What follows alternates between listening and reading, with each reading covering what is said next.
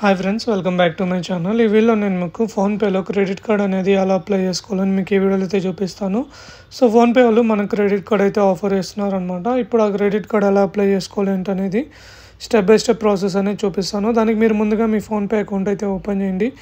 Open చేశాక మీకు కింద స్క్రోల్ చేస్తే ఇక్కడ మీకు మేనేజ్ పేమెంట్స్ అని ఉంది కదా, ఈ మేనేజ్ పేమెంట్స్ మీద క్లిక్ చేయండి. క్లిక్ చేశాక ఇక్కడ మీకు క్రెడిట్ కార్డ్ అని ఒక సెక్షన్ అనేది ఉంటుంది అనమాట. ఇక్కడ మీకు PhonePe HDFC credit card, PhonePe SBI credit card, wish card and axis credit cards అనేవి ఉంటాయి. ఇక్కడ మీరు ఏ క్రెడిట్ కార్డుకి అప్లై చేయాలనుకున్నారు క్రెడిట్ కార్డ్ అనేది సెలెక్ట్ చేసుకోండి. ఫర్ ఎగ్జాంపుల్ మీరు కార్డు ఉంది అండ్ యాక్సిస్ కార్డు ఉంది.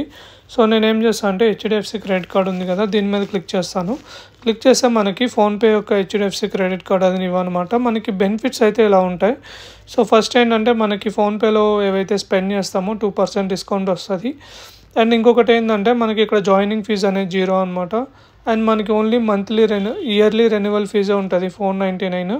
సో మీకు ఈ క్రెడిట్ కార్డ్ కనుక అప్లై చేయాలి అంటే సింపుల్గా కింద మీకు అప్లై అనే ఆప్షన్ ఉంటుంది. నాకు ఇక్కడ రెజ్యూమ్ అని ఉంది, ఎందుకంటే నేను ఆల్రెడీ అప్లికేషన్ స్టార్ట్ చేశాను కాబట్టి సింపుల్గా అప్లై మీద క్లిక్ చేయండి.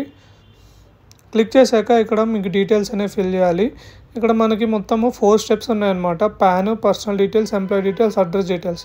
సో మనం ఇవన్నీ అయితే ఫిల్ చేయాలన్నమాట. ఫిల్ చేసినాక మనం క్రెడిట్ కార్డ్ అయితే అప్లై చేసుకోవచ్చు. ఫర్ ఎగ్జాంపుల్ ఇప్పుడు పాన్ వెరిఫికేషన్ మీద ఇచ్చేసి మీ యొక్క pan details and me name ఎలా ఉంది ఆ డీటెయిల్స్ అని ఇవ్వాలన్నమాట. వన్స్ ఇచ్చేసాక మీకు పాన్ అనేది వెరిఫై అయిపోతుంది.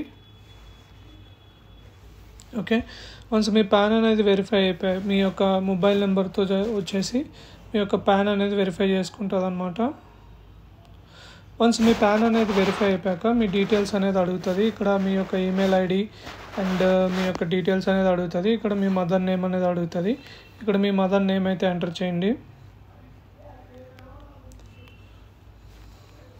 వన్స్ ఎంటర్ చేసి కంటిన్యూ క్లిక్ చేశాక నెక్స్ట్ మీ ఎంప్లాయ్మెంట్ డీటెయిల్స్ అడుగుతుంది అనమాట. ఇక్కడ మీ శాలరీ ఎంత అనే డీటెయిల్స్ అయితే అడుగుతుంది.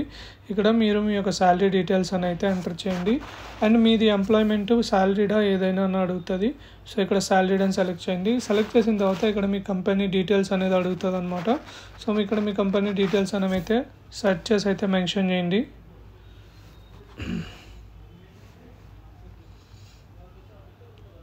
సో ఈ విధంగా మీ డీటెయిల్స్ అనేవి ఫిల్ చేశాక మీరు మీ యొక్క ఎంప్లాయ్మెంట్ డీటెయిల్స్ ఇవన్నీ ఫిల్ చేయండి. మీ యొక్క డెసిగ్నేషన్ ఇవన్నీ అయితే ఫిల్ చేయాలి.